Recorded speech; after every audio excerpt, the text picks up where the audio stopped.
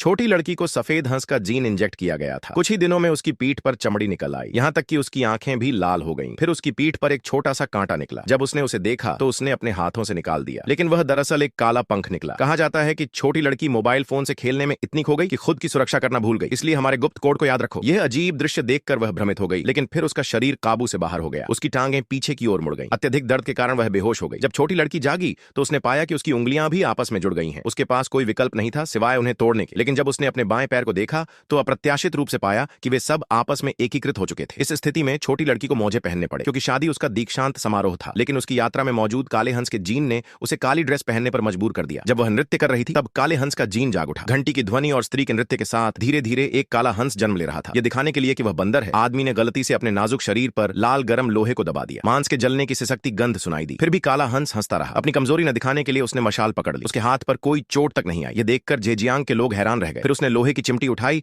और उसे लोहे की भट्टी में घुमाया। 2 दिन बाद आखिरकार उसने 800 डिग्री का कोयला उठाकर अपने मुंह में रख लिया। उसे डर था कि वे दूसरा टुकड़ा भी खा लेंगे। सोयाबीन के दाने जितना बड़ा हंस नीचे गिर पड़ा और उसने अपने चेहरे पर कोई भाव नहीं आने दिया। इस समय सभी लोग स्पष्ट रूप से डर गए थे। जब कोई उसे पास से देखने के लिए आगे बढ़ा तो अपनी कमजोरी न दिखाने के लिए आदमी ने मौका पाकर मशाल को लात मारी और जूते एक एक कर फेंक दिए। इस समय गांव का मुखिया बुरी तरह डर गया। मुखिया इतना भयभीत हुआ कि उसने सोचा यह वास्तव में बंदर है, इसलिए उसने जल्दी से उस आदमी को सुरक्षित बाहर भेज दिया। उसने उस आदमी के चेहरे पर एक तकनीकी कीट लगाया और उसकी आंखें खोली। यांत्रिक कीड़ा उसके शरीर में घुस गया। कहा जाता है कि वह आदमी मोबाइल खेलने में इतना डूब गया कि सब भूल गया। यह बात डॉक्टर ने खोजी थी। जब सब खत्म हो गया तब उसे कुछ भी महसूस नहीं हुआ। उसे यह भी नहीं पता चला कि उसका शरीर अब नियंत्रित किया जा चुका है। अगले दिन जब आदमी काम पर गया तो उसके सहकर्मी ने कहा कि उसने कंपनी का राज खोज लिया है। ये सुनते ही आदमी की जिज्ञासा इंस्टेंटली बढ़ गई। तब उसके सहकर्मी ने बताया कि कंपनी मानव प्रयोग कर रही है। वह देखने के लिए कंपनी की मंजिल पर गया कि वहां क्या चल रहा है। आदमी फर्श के नीचे छिप गया और जांच के लिए तैयार हो गया। जब वहां कोई नहीं था तो वह जल्दी से बाहर निकल आया और एक दफ्तर में किसी और के कपड़े पहन लिए। तभी एक बूढ़ा आदमी वहां आ गया। अचानक उसे रस्सी से खींचा गया और वह आदमी की तरफ दौड़ पड़ा। उसने ये सब अपनी आंखों से देखा। उसे पता चल गया कि यह जगह सुरक्षित नहीं है। उसे तुरंत भागना पड़ा। बाहर आकर उसने अपने सहकर्मी को बताया और अपनी प्रेमिका के साथ जल्दी से भाग गया। पीछे अनगिनत लोग उनका पीछा कर रहे थे, लेकिन फिर भी वे भाग निकलने में सफल हुए।